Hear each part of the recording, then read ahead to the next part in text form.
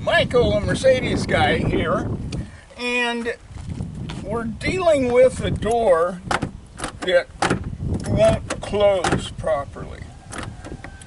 So there's various factors that can play in.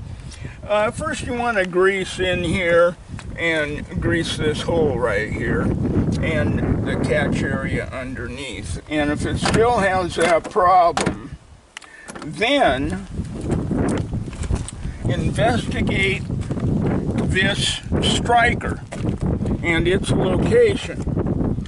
So we're going to do that by closing the door completely. This is flush. In fact, it's slightly out. Also, looking at it perfectly horizontally, the lines line up. So the striker is pretty much where it belongs. But I'm looking at this closer, and I can see that these screws are brand new, and that this striker looks newer. So we're going to investigate the alignment of the pin by putting a dab of grease all the way around this hole.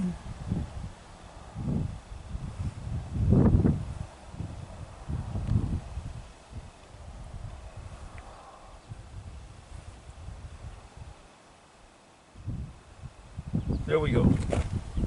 Completely 360 degrees. Then we're going to close the door just so much and then open it and observe. And I can see that this grease is not disturbed, whereas this is wiped clean. So that tells me that there's one too many spacers behind here because this striker is this direction.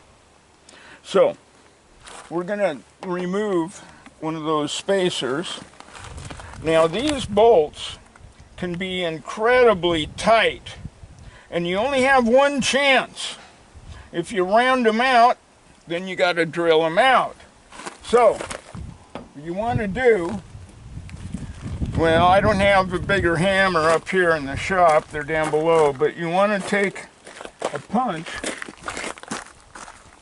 and give that a hell of a wallop, and like I say, use a bigger hammer.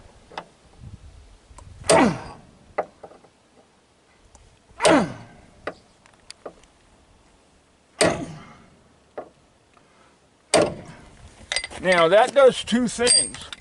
It loosens it up in the threads, and it also makes this hole for the Allen socket slightly smaller, so it's a little bit tighter. Now, the next thing we want to do is take some tape and mark where the striker is.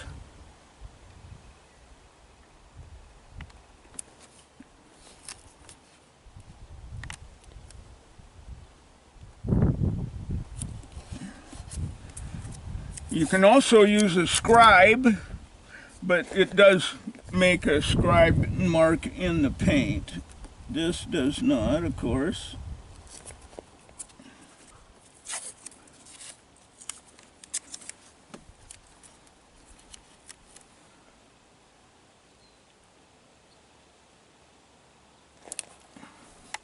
Okay, now we know where to put it back to.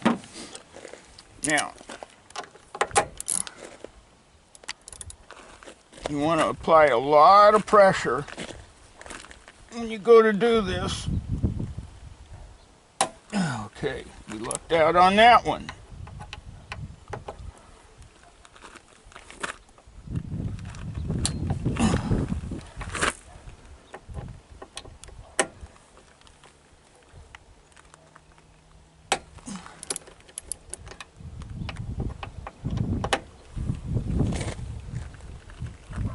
All right.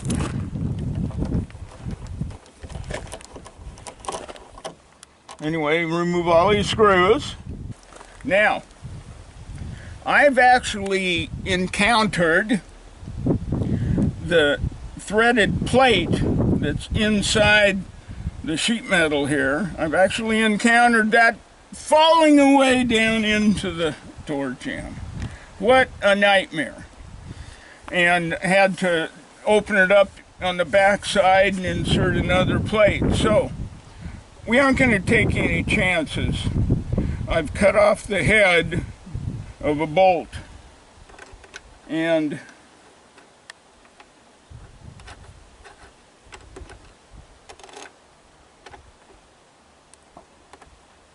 inserted it into that lower plate, and I can tell by moving it that it's a separate plate than this plate. So I need to make a second stud. So that plate is secured, but I'm still going to keep that stud in it just to make reassembly a little easier. I've got another one here, and now this is important. You want to hold on to this when you remove the bolt, in case that wants to fall away as well. And no, it is staying in place, so we're good. Now we're going to remove one of these spacer plates. As you can see, they're fairly thick. Both of them are pretty thick, so it doesn't matter which one.